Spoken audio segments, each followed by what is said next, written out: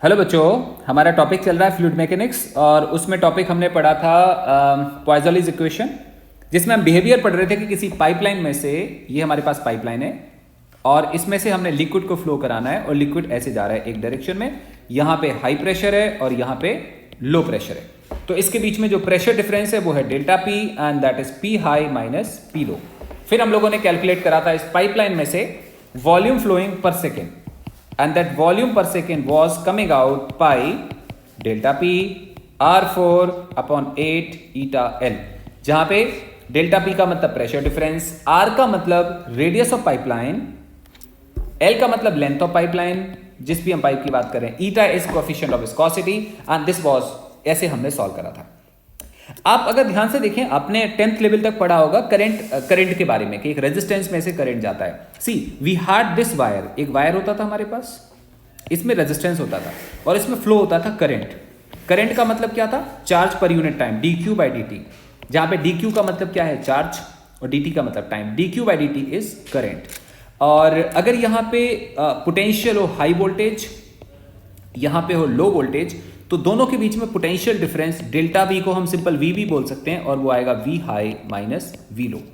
मतलब जब भी हम किसी वायर में करंट फ्लो कराते हैं तो करंट फ्लो होता है बिकॉज ऑफ पोटेंशियल डिफरेंस। यहाँ पे हायर और यहाँ पे लोअर पोटेंशियल है, और जब भी करंट फ्लो होता है तो वायर में एक तरह का रेजिस्टेंस काम करता है, और जो करंट फ्लो हो रहा होता है उसका मतलब होता है चार्ज पर यूनिट टाइम।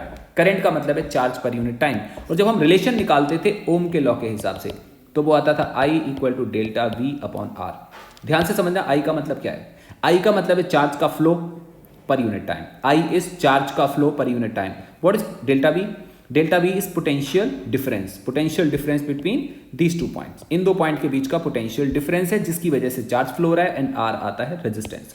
अभी जब हम पाइपलाइन की बात कर रहे थे, तो इस वाले पाइपलाइन में जब लिक्विड फ्लो हो रहा था, यहां से जा रहा था, तो यहां पे था हाई प्रेशर, यहां पे था लो प्रेशर।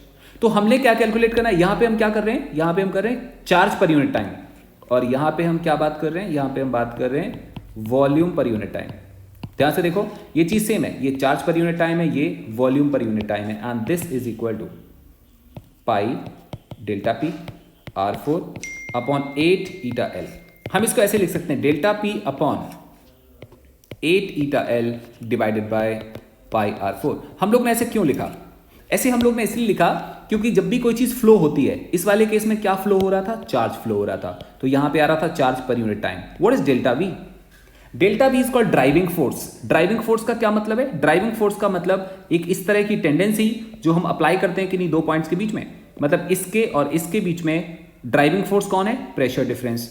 वायर के केस में ड्राइविंग फोर्स कौन था? Potential difference. जब हम पोटेंशियल लगाते हैं तब करंट फ्लो होता है, और जब हम यहां पे प्रेशर अप्लाई करते हैं तब वॉल्यूम का फ्लो होता है। So volume per unit time is this value, that is called delta P upon this sum value. This value is called resistance. It is actually resistance. So this is volume per unit time equal to pressure difference divided by resistance, and ऐसे वाले resistance को क्या बोलते हैं हम? Liquid resistance. So this R is equal to, look at this R is equal to this value was 8 eta L upon pi R4. So this R is equal to 8 eta L upon pi R4. इस चीज को हम resistance नाम देते हैं। ये कौन सा रेजिस्टेंस है? ये लिक्विड का रेजिस्टेंस है। मतलब जो लिक्विड पाइपलाइन में जब फ्लो करेगा तो पाइपलाइन उस लिक्विड को रोकने की कोशिश करेगा, इसलिए हम इसको रेजिस्टेंस नाम दे रहे हैं। आप इमेजिन करो, हमने दो पाइपलाइन सीरीज में लगा दिए ऐसे। We have one pipeline and we have other pipeline, second pipeline ऐसे लगा हुआ है। तो ये इसका लेंथ होगा L1, इसका L2, इसका रेडियस R1, इसका R2, और इसमें से लिक्विड फ्लो हो रहा है, सेम लिक्विड। अगर हम लोग बात करें कि रेजिस्टेंस कितना आएगा, तो वो आएगा R1 plus R2, and what is that R1? That is 8 eta L1 divided by pi R14 plus 8 eta L2 divided by pi R24। This is what R का मतलब क्या है? इक्विवेलेंट रेजिस्टेंस जो यहां पे डेवलप होगा। अच्छा, यहां पे ध्यान से देखो, इधर पे पोटेंशियल होगा, प्रेशर होगा P1, यहां पे प्रेशर होगा P2। इसका मतलब this is higher pressure and this is lower pressure, तो यहां से लिक्विड का फ्लो हो रहा होगा, और R की वैल्यू इतनी आ जाएगी। अगर कोई हमसे पूछे कि वॉल्यूम पर यूनिट टाइम कितना जाएगा, वॉल्यूम पर सेकेंड होगा delta P upon R equivalent. हम लोग आर इक्विवेलेंट क्यों लिख रहे हैं, क्योंकि यहाँ पे एक पाइप नहीं है, कितने पाइप हैं, 2 पाइप हैं, तो तुमने दोनों का रेजिस्टेंस इक्विवेलेंट लिखना पड़ेगा और वो कितना आएगा, वो होगा P1 minus P2 divided by R1 plus R2। This is called volume per second. You can write the values of R1 and R2। इस वाले इक्वेशन में हम जो हमारे पास पर्टिकुलर जगह लिखी वहां पे हम R1 और R2 दोनों की वैल्यू को प्लेस कर सकते हैं और हमारे पास आंसर आ सकता है। This is the volume per second. Similarly हमारे पास 2 पाइपलाइन पैरेलल में भी हो सकते हैं। जैसे सपोज करो we have a tank, it's a tank and we have another tank, और हमने 2 पाइपलाइन को पैरेलल में कनेक्ट करना है, तो कैसे करेंगे, हम यहाँ पे होल बना देते हैं लाइक दिस, यहाँ पे भी होल बना देते हैं लाइक दिस।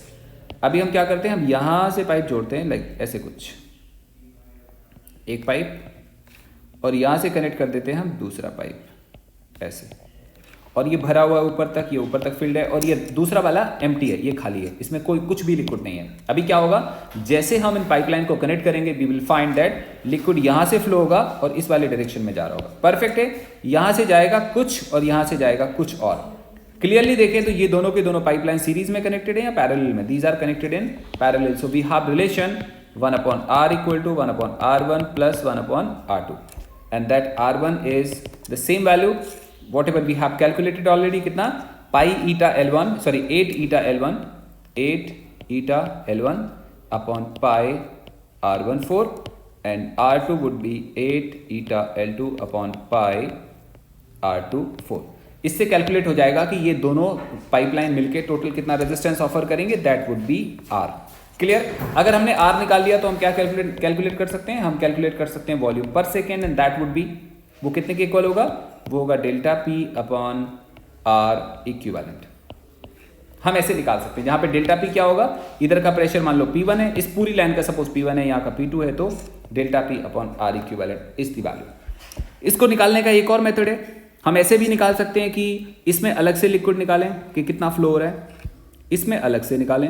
जब हम इसमें निकालते हैं तो क्या करेंगे, इसका फॉर्मूला अलग से लिखते हैं, इसका फॉर्मूला अलग से लिखते हैं, फिर दोनों का फ्लो ऐड कर देते हैं। कुछ लिक्विड यहाँ से फ्लो हो रहा है, कुछ यहाँ से हो रहा है, दोनों का सम करेंगे तो भी सेम आंसर आएगा जो हम लोग यहाँ से कैलकुलेट करेंगे। It was about the Poiseuille's equation. We have another equation and that is the Stokes law. This is again name of scientist. Stoke ने कुछ बताया, इन्होंने बताया कि अगर हमारे पास यहाँ पे लिक्विड फील्ड है, इवन लिक्विड हो या गैस हो, कोई भी तरह का फ्लूइड हो, अगर हम इसमें एक स्फेरिकल बॉडी को ड्रॉप करते हैं, स्फेरिकल बॉडी, स्फेरिकल क्यों वर्ड यूज करा, क्योंकि स्फेरिकल बॉडी सब तरफ से सिमेट्रिक होती है, सिमेट्रिक मतलब सब तरफ से एक जैसी होती है। तो अगर हम स्फेरिकल बॉडी को इसमें ड्रॉप करें तो स्फेरिकल बॉडी नीचे भाग रही होगी, जब ये नीचे भागेगी तो इस पर फ्रिक्शन काम करेगा यहाँ से और यहाँ से, इसको हम बोलेंगे फ्रिक्शन। किसका फ्रिक्शन होगा, लिक्विड का फ्रिक्शन होगा। इसी फ्रिक्शन का नाम है विस्कस फोर्स, ऐसे वाले को हम बोलते हैं विस्कस फोर्स। तो विस्कस फोर्स कौन लगा रहा है, जब भी कभी हमारे लिक्विड में स्फेरिकल बॉडी किसी वेलोसिटी से रन करेगी तो लिक्विड साइड से रब होगा यहाँ पे और एक तरह का फ्रिक्शन काम करेगा जिसको हम बोलते हैं विस्कस फोर्स। जब हम इस विस्कस फोर्स को कैलकुलेट करते हैं F को, तो ये निकल के आता है 6 pi eta RB। This is called viscous force या स्टोक्स फोर्स। हम इसको विस्कस फोर्स भी नाम देते हैं या क्या नाम देते हैं, स्टोक्स फोर्स भी नाम देते हैं। क्लियर हो गया। और ये होता है कितने के इक्वल, 6 पाई ईटा RB के इक्वल। इसको हम डायमेंशनली सॉल्व कर सकते हैं। डायमेंशनली कैसे सॉल्व करोगे, तुम कहोगे कि डेरिवेशन, ऐसे देखते हैं हम लोग, डेरिवेशन अगेन देखते हैं। It's a liquid, it's a liquid, और इसमें स्फेरिकल बॉडी को हमने ऐसे डाला है। आप इमेजिन करो थोड़ा सा, अगर ये बॉडी धीरे धीरे नीचे को जाएगी, धीरे धीरे जाएगी, तो पानी रेजिस्टेंस कम लगाएगा। बिल्कुल ऐसे जैसे हमारी कार जब रोड पे चलती है तो हवा का रेजिस्टेंस लगता है पीछे को, अगर कार ज़्यादा तेज हो जाती है तो हवा का रेजिस्टेंस क्या लगता है आपको, बढ़ जाता है। इसका मतलब रेजिस्टेंस फोर्स जो ऊपर को लगेगा या ऑपोजिट डायरेक्शन में लगेगा वो डायरेक्टली डिपेंड करेगा वेलोसिटी के ऊपर। इसका मतलब वेलोसिटी ज़्यादा फोर्स ज़्यादा, वेलोसिटी कम फोर्स कम, ऐसे आ जाएगा दिस। दूसरा और किस पे डिपेंड करेगा, अच्छा एक और चीज़, मैंने बोला proportional to v, not necessary कि v के प्रोपोर्शनल होगा या v स्क्वायर के प्रोपोर्शनल होगा, इसलिए हम लोग क्या बोलेंगे, force is depending upon v power a at the same time. अगर ये वाला लिक्विड ज्यादा विस्कस होगा, विस्कस मतलब स्टिकी, अगर ये ज्यादा विस्कस होगा तो फोर्स ज्यादा लगेगा, सो कोएफिशिएंट ऑफ विस्कोसिटी पे भी डिपेंड करेगा। एक चीज, अगर इस पर बहुत छोटा होगा, बहुत छोटा, तो बड़े आराम से गिर जाएगा, बट अगर इसका साइज बड़ा होगा, अगर इसका साइज बड़ा होगा तो इसको फॉल होने में डिफिकल्टी आएगी। डिफिकल्टी आने का मतलब फोर्स ज्यादा लगेगा, इसका मतलब force is directly proportional to r raised to power c। So when a body falls in liquid or viscous liquid, the force of viscosity depends upon velocity, coefficient of viscosity and radius। Clear? So आप थोड़ी सी line लिखो कि stock ने क्या बताया था। इसमें लिखो, when a spherical body falls in viscous liquid, comma, opposing viscous force acts on body, which depends upon number 1 point velocity of body, number 2 point radius of body, number 3rd point coefficient of viscosity of liquid। और ये ऐसे depend करेगा जैसा हम लोगों ने लिखा हुआ है। अगर हम इन सबको क्लब कर देंगे तो रिलेशन क्या आएगा, F प्रोपोर्शनल, ध्यान से देखो किसका पावर a बोला हमने, velocity power a, eta power b, velocity power a, eta power b and r power c, ऐसे कुछ डिपेंड करेगा। And this f is equal to a constant v power a, eta power b, r power c। और ध्यान से देखो ये जो होगा, ये क्या चीज होगा, ये कांस्टेंट होगा। कैसा वाला constant, it is dimensionless constant. कैसा कांस्टेंट है, ये डायमेंशनलेस कांस्टेंट है। तो जब भी तुम इसको सॉल्व करोगे तो डायमेंशनली सॉल्व करोगे, दोनों तरफ डायमेंशन को इक्वेट करोगे। लेफ्ट हैंड साइड में लिखा है force that is mlt-2 is equal to, constant है डायमेंशनलेस, उसको लेने की जरूरत नहीं है। Velocity is lt-1 power a, eta is ml-1 t-1 power b and radius is length power c। Now equating m power b, that we can see L power यहां से आएगा, फर्स्ट वाले से आएगा a minus b plus c, and then t power is just minus a minus b। Equating both side, यहाँ पे m power 1 है, L power 1 है, t power minus 2 है। अगर हम दोनों तरफ इक्वेट करेंगे तो क्या आ जाएगा, b इक्वल टू 1, ये हमारे पास वैल्यू निकल के आएगी। साथ साथ में a minus b plus c is equal to 1, ये हमारे पास आ जाएगा। और इसको हम बोल सकते हैं equation 1, this is equation 2, and the last one that is minus a minus b equal to minus 2, या a plus b is equal to 2। a plus b equal to 2 आ गया। अगर हम फर्स्ट इक्वेशन से देखें, इसको हम नाम देते हैं इक्वेशन नंबर 3। अब हम बात करते हैं इक्वेशन 1 एंड इक्वेशन 3, इसकी बात करते हैं। इक्वेशन 1 एंड 3 की बात करें, 1 में b इक्वल टू कितना लिखा है, 1। अगर हम यहाँ पे प्लेस करेंगे तो हमारे पास आएगा a प्लस b को कितना लिखेंगे, 1 is equal to 2। What is a, that is equal to 1। अभी हम बात करते हैं दोबारा इस वाले इक्वेशन की, सेकेंड इक्वेशन की। सेकेंड इक्वेशन में बाकी की वैल्यूज को पुट करते हैं। So from two a minus b plus c and that is equal to 1, that is equal to 1। Now we put values, a कितना था 1, b कितना 1 plus c is equal to 1, so c is also equal to 1। यहां से हमें पता चल गया सबकी पावर a b c, सबकी पावर कितनी आएगी, 1 1 1। उस हिसाब से हम लोग क्या लिखेंगे, we can write that this force equal to k v raise to power 1, eta raise to power 1, r raise to power 1। और जब हम एक्सपेरिमेंटली सॉल्व करते हैं तो k की वैल्यू आती है हाउ मच, 6 पाई। ये एक्सपेरिमेंटली हम सॉल्व कर सकते हैं। सो हमारे पास वैल्यू आएगी 6 pi eta R V is the relation. This is called Stokes law. Stoke ने सबसे पहले बताया था कि ये हमारे पास इतना फोर्स काम करेगा। इस वाले फोर्स की हेल्प से हम ये बता सकते हैं कि जब भी कोई बॉडी फास्ट फॉल होती है, मतलब ज्यादा स्पीड से फॉल होती है तो विस्कस फोर्स ज्यादा लगता है, स्लो स्पीड से फॉल होती है तो विस्कस फोर्स कम लगता है। हमारे पास नेक्स्ट टॉपिक आता है, that's called terminal velocity. Terminal velocity and terminal velocity is application of Stokes law. Terminal velocity हमें कहां पे देखने को मिलती है, हमें मिलती है जब रेन फॉल होती है।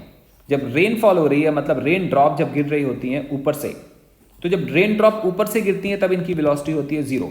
फिर ये जैसे जैसे नीचे गिरती है वैसे इनकी वेलोसिटी बढ़ते रहती है। बट रेन ड्रॉप के आसपास होती है एयर। एयर क्या करती है, इसको रेजिस्ट करती है। एयर ऊपर को रेजिस्ट करेगी, तो धीरे धीरे करने के बाद फिर रेन ड्रॉप एक लेवल तक पहुंचती है और वहां पहुंचने के बाद इसकी वेलोसिटी हो जाती है कैसी, कांस्टेंट। ऐसे वाले वेलोसिटी को हम बोलते हैं टर्मिनल वेलोसिटी। उसके बाद ये फर्दर राइज नहीं करती। एक और एग्जांपल आपको दे सकता हूं। एक पैराशूटिस्ट है जो पैराशूट को लेके नीचे को जंप करता है, बेल आउट करता है। तो अगर कोई पर्सन ऊपर से बेल आउट करेगा, जब वो नीचे गिरेगा पैराशूट को ओपन नहीं करेगा, तब वो फ्री फॉल करेगा, उसकी वेलोसिटी बढ़ रही होगी।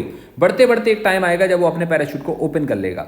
जैसे पैराशूट को ओपन करेगा उसकी वेलोसिटी रिटार्ड होगी। रिटार्ड क्यों होगी, क्योंकि हवा का रेजिस्टेंस काफी ज्यादा लगेगा ऊपर को। एक टाइम आएगा उसकी वेलोसिटी कांस्टेंट हो जाएगी। फिर वो पैराशूट जो लेके जो पर्सन नीचे आ रहा होगा वो कांस्टेंट वेलोसिटी से नीचे आएगा, क्योंकि mg नीचे लगेगा और रेजिस्टेंस फोर्स ऊपर लगेगा। ऐसे वाली वेलोसिटी को हम बोलते हैं terminal velocity. So there can be number of cases terminal velocity के। सो मैं डायग्राम से दिखाता हूं। पैराशूट हम लोगों ने ऐसे देखा, ये इस तरह का है और यहाँ पे कोई पर्सन है जो इसको होल्ड करे हुए हैं और ये नीचे आ रहे हैं। तो स्टार्टिंग में इसकी वेलोसिटी क्या होगी, बढ़ेगी।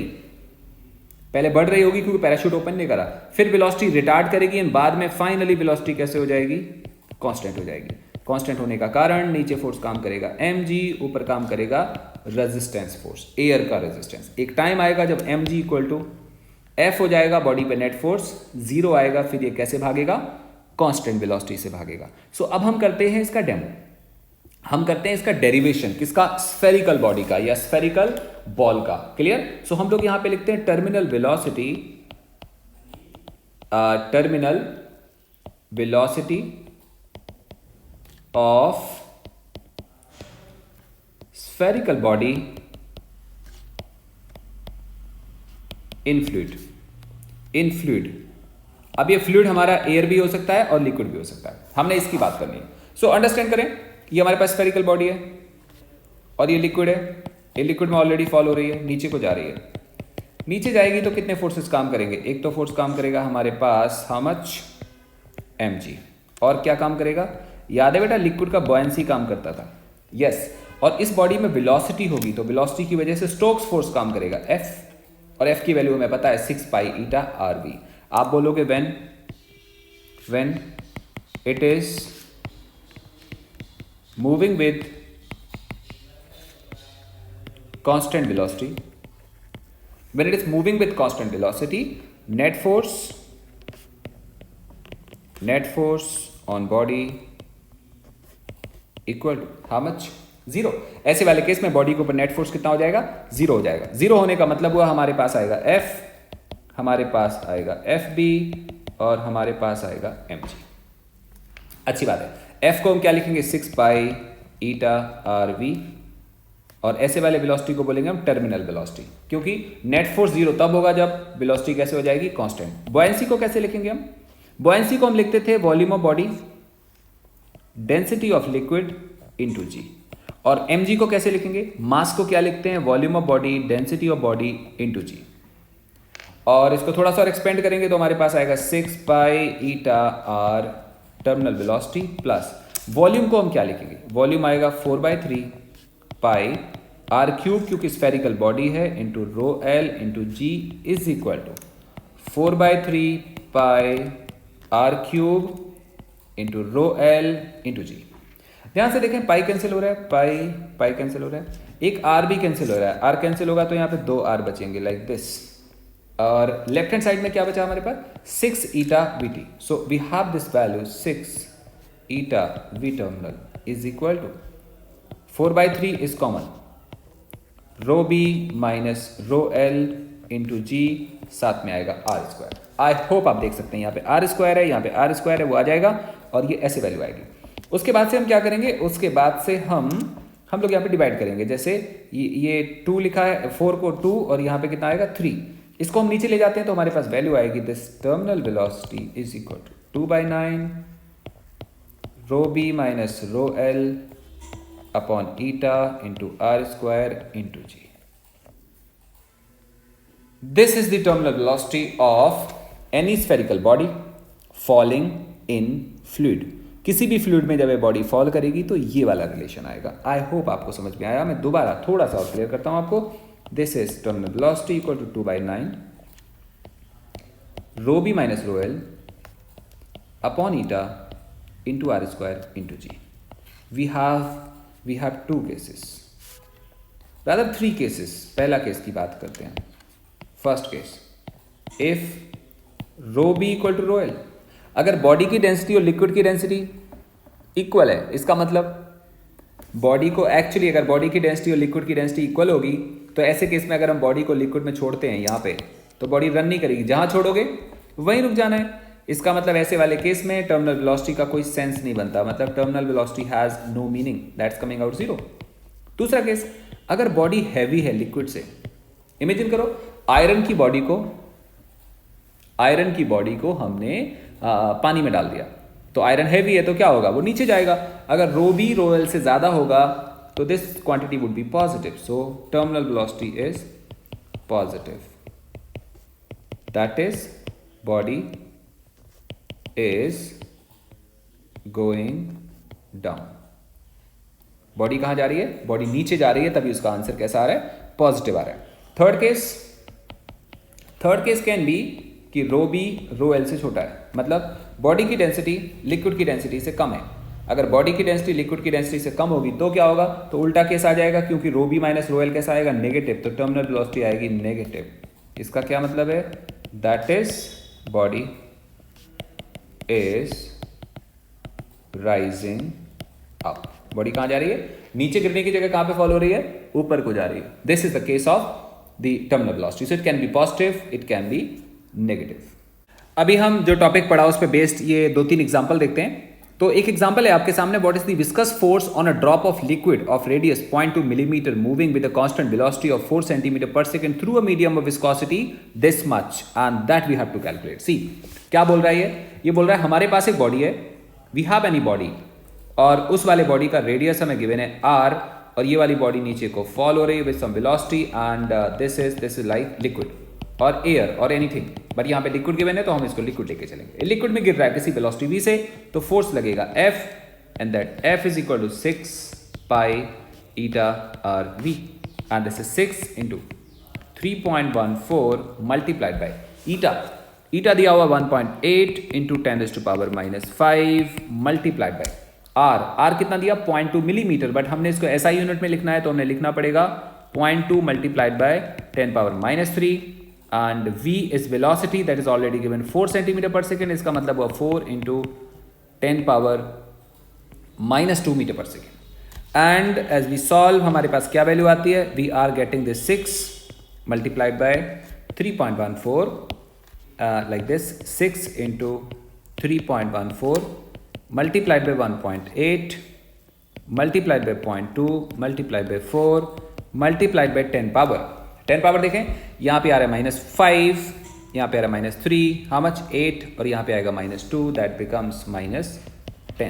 एक और बात ध्यान से देखो, जब हम इसको सॉल्व करेंगे तो यहाँ से भी एक पावर और निकल के आएगी, तो हमारे पास 10⁻⁹ बन जाएगा। सो लेट अस सॉल्व, आप जल्दी से कैलकुलेट करो। It is coming out 2.7 into 10⁻⁹ metre पर second. This is the terminal velocity of this particular body, और पर्टिकुलर स्फेरिकल बॉडी जिसकी हम अभी बात कर रहे हैं। बहुत सही, परफेक्ट हो गया हमारे सामने। Now let us have the second example.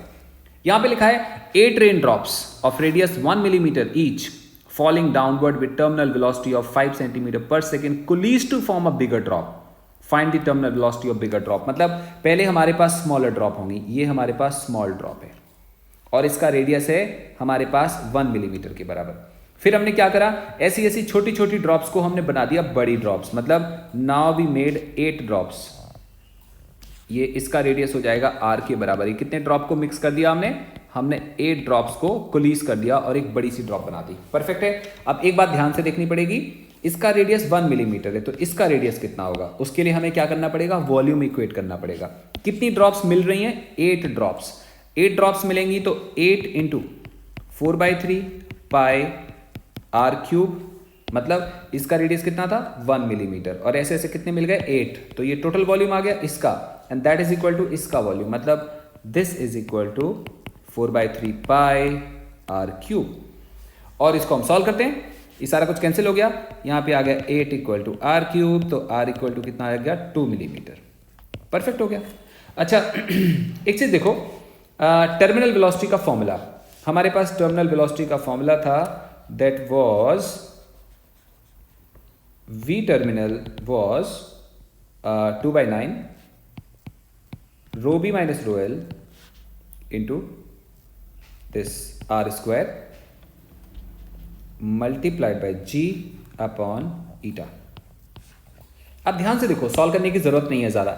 8 drops of radius this much, each falling down with terminal velocity. मतलब जब हमारे पास रेडियस था 1 मिलीमीटर, बाकी चीजें तो सेम थी ना, मतलब when radius was 1 millimeter, we make a diagram.